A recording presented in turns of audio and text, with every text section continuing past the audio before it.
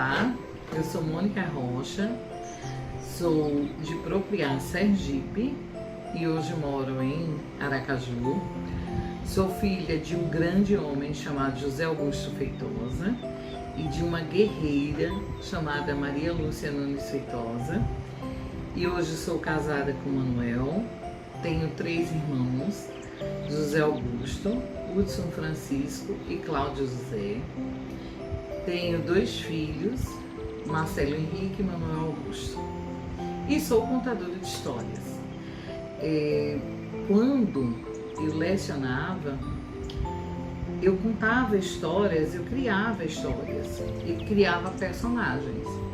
E um grande dia no Colégio Jardins, eu criei uma personagem chamada Filomena. Quem era Filomena? Filomena era uma senhora do interior, desbocada. Ela falava tudo o que ela queria e não deixava ninguém mandar nela. E Filomena recebeu uma carta dela, que é a prima dela, Mônica, que mora aqui em Aracaju, que sou eu.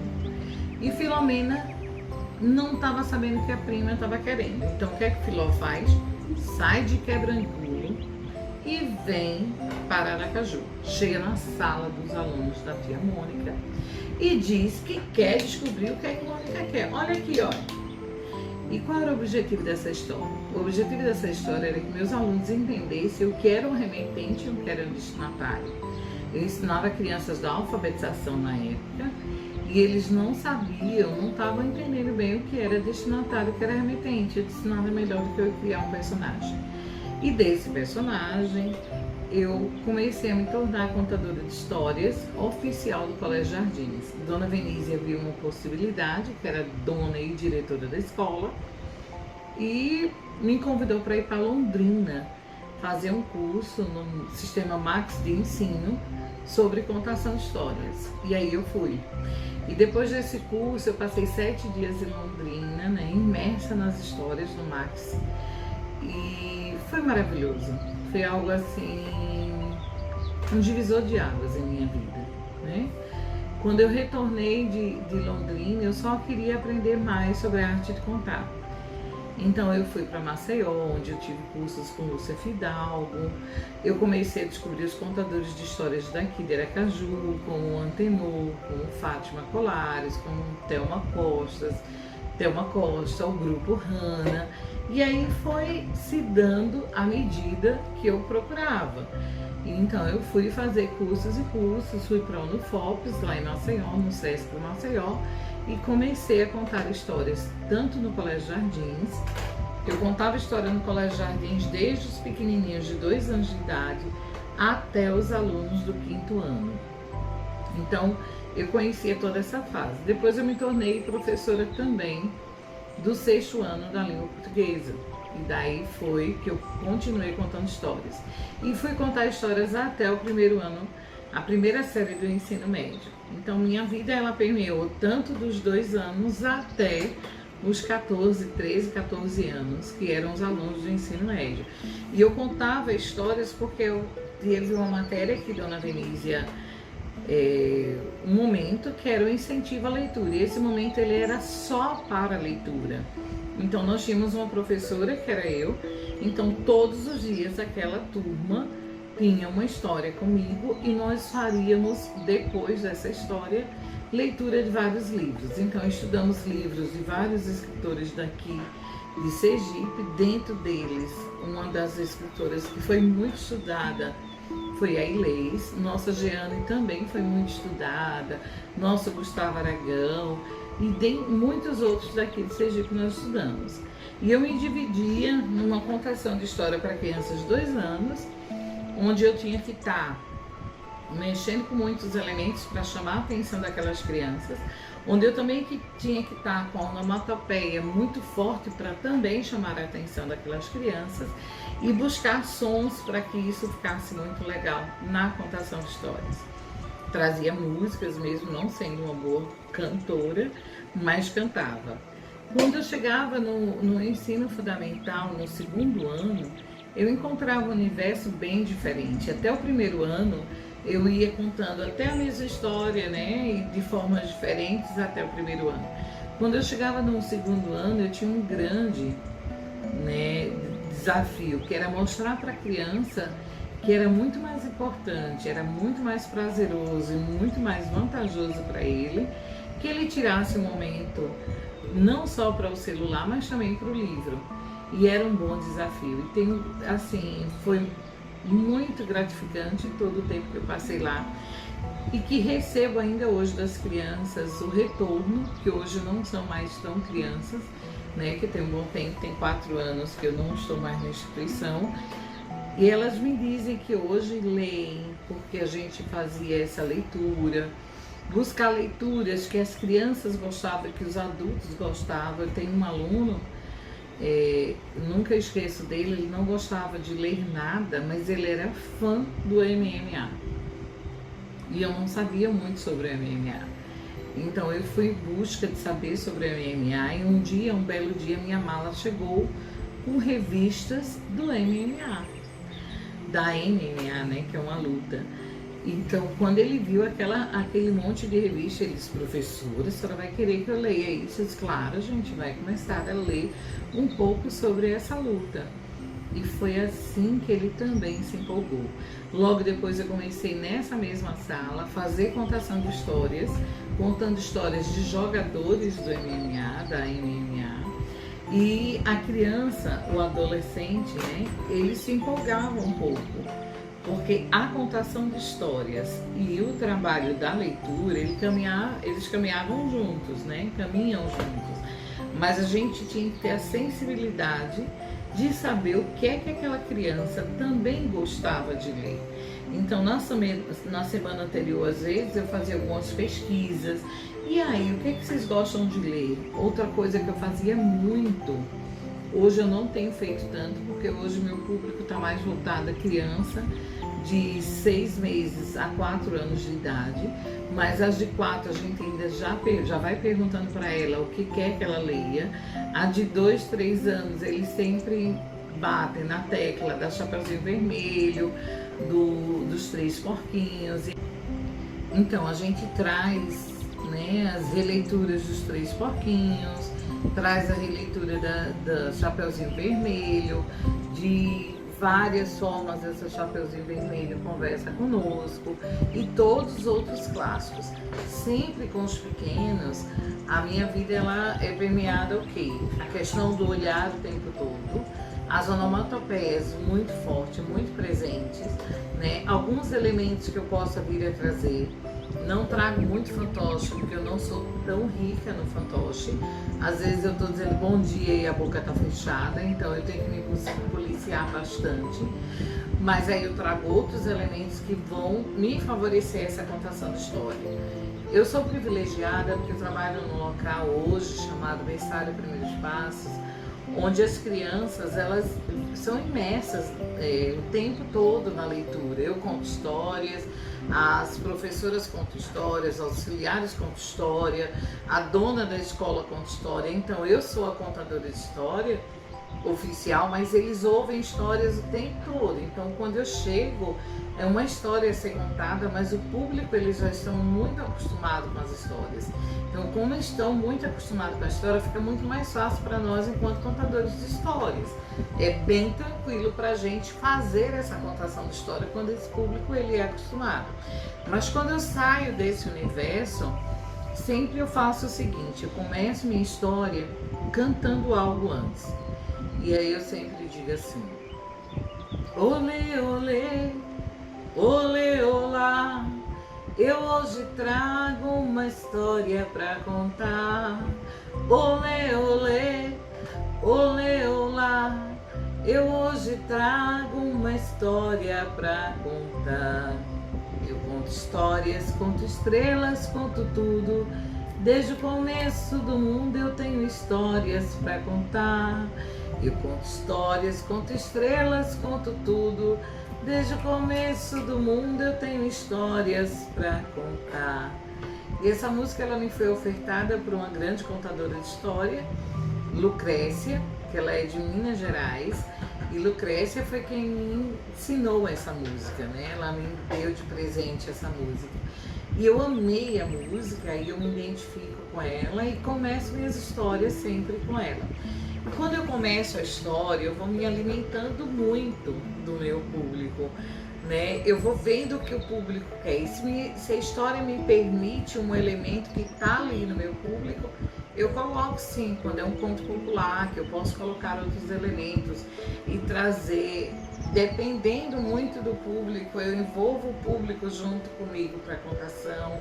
Às vezes tem aquela criança que ela não consegue parar de jeito nenhum, então eu trago essa criança para fazer parte desse meu universo ali que eu estou contando e ela vai ser um elemento, um ajudante na contação. Vai tudo ocorrer de acordo com esse público que vai estar me ouvindo. Uma das coisas assim que eu acho primordial, que é necessário, que é fundamental para qualquer contador de histórias, antes dele ir fazer uma contação, que ele esteja hiper mega preparado com aquela história ou com as histórias que ele se preparou para contar, e tenha cartas da manga, porque muitas vezes você vai preparado para uma coisa, você chega lá e você olha para o público e diz: o que eu tinha não dá para contar aqui, e aí você tira a carta da manga, você tem um plano B onde você consegue. A contação aqui em Sergipe, ela tem crescido bastante, eu não sei como está aí onde vocês estão, mas aqui ela tem sido muito, né, valorizada esses últimos tempos. E a pandemia, eu não digo que ela favoreceu, porque assim, é muito doloroso, mas houve um crescimento maior dos pais, eu tenho percebido, buscando a contação de histórias, né? Porque queira ou não, ou como entretenimento, ou como a criança para dormir, ou com o mesmo ensinamento, essas histórias elas estão permeando muito mais a vida das crianças e dos pais. Eles hoje procuram mais a contação de histórias, né? Contação de histórias para tudo, lives nós fizemos bastante, vídeos para as escolas, teve contadores de histórias, inclusive eu, que preparou sim vídeo e vendeu a sua contação de história através de vídeo. Eu nunca pensei que isso seria possível. Eu precisava muito do olhar, né, do toque, do sentir o público, e hoje a gente se depara, né, de frente de uma câmera e começa a imaginar esse público. Então, no momento que eu estou falando aqui, eu começo a imaginar quem está me ouvindo, como é que eu posso atingir essa pessoa e fazer com que ela sinta o que eu sinto e passar a emoção que eu estou sentindo em falar sobre a arte de contar, né? Esse é um bate-papo muito informal que eu estou trazendo para vocês e espero que vocês tenham gostado um pouco dessa minha experiência de vida enquanto contadora de história. Era uma vez um rei, mas um rei muito irritado, um rei que nunca estava feliz. Ele sabia que tinha um pescador no vilarejo que só vivia feliz, só vivia cantando uma música que dizia assim: viva Deus e ninguém mais, quando Deus não quer, ninguém nada faz. Ele mandou chamar o pobre do pescador e disse o seguinte: olha, essa sua musiquinha é muito irritante.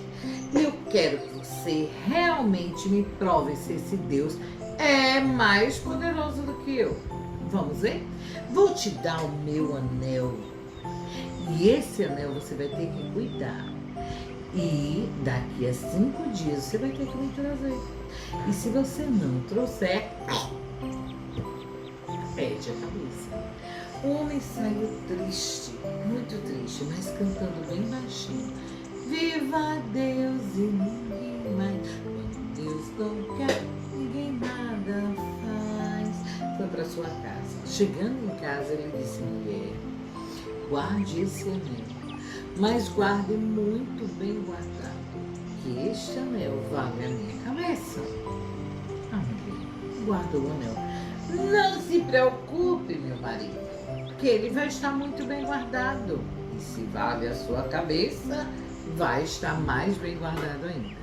Só que o rei mandou um soldado vestido de mercador no dia seguinte, quando o pescador saiu para a lida dele. E chegando na porta, bateu. A mulher veio receber o mercador com um papo muito bom. Foi logo perguntando para ela se ela não tinha um anel para vender para ele por muitas moedas de ouro. Quando ela viu aquelas moedas de ouro, ela disse: "Oh, aqui dá para comprar umas 10 cabeças do meu marido. Não, eu vou vender." E vendeu. Só que ela não imaginava que se tratava da morte dele. Ela pensava em muitas coisas, menos que ele poderia morrer. Quando ele chegou, estava bem tranquilo e bem próximo de entregar o anel, ele chamou a mulher e disse: "Mulher, aquele anel foi o rei que me deu. E ele disse, se não me entregar para ele, amanhã ele corta a minha cabeça." "Marido, eu vendi o anel ao mercador." "Ao mercador, mulher, agora eu vou ser morto. Vamos atrás ver se a gente ainda acha esse mercador." Saíram pelo vilarejo todo e não encontraram mercador nenhum. O rei, lá no seu reinado, estava felicíssimo e certo que ia provar aquele homem que Deus não existia. Mandou que ele jogasse aquele anel, o soldado, no lugar mais impossível de ser achado. E onde foi que ele jogou? No mar. E lá, um grande peixe muito bonito comeu o anel e ficou com ele na sua barriguinha. O homem, cansado de procurar o mercador, foi para sua casa, muito triste, mas cantando: "Viva Deus e ninguém mais, quando Deus não quer, ninguém nada faz." Quando ele chegou em casa, deitou-se. No outro dia, logo cedo, ele disse à mulher: "Mulher, hoje é nosso último dia juntos, então eu vou ao mar, vou pescar um peixe bem bonito para o nosso último jantar." A mulher, chorando, disse: "Marido, a gente dá esse dinheiro ao rei." Ela disse: "Não adianta, ele quer o anel." E foi pescar. Quando ele pescava, ele cantava: "Viva Deus e ninguém mais, quando Deus não quer, ninguém nada faz." Puxava a sua rede, veio um peixe muito grande e muito bonito. Ele disse que aquele seria o do jantar dele. Levou para a esposa.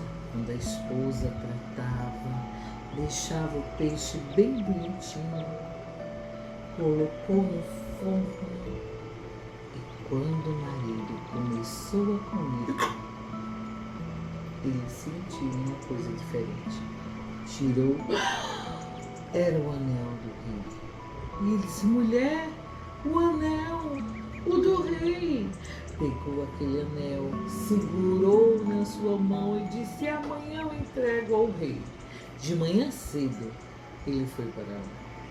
Quando chegou de frente ao rei, ele disse: "Senhor," ele disse: "Eu já sei, você não tem mais o anel." "Não, senhor, o seu anel está aqui." O rei olhou e disse que a partir daquele dia, aquele homem podia cantar a música que ele quisesse e que o Deus dele realmente existia. E olha, até o rei, naquele reinado, também cantou: "Viva Deus e ninguém mais, quando Deus não quer, ninguém nada faz." E essa é uma história, um reconto do anel, o pescador e o rei.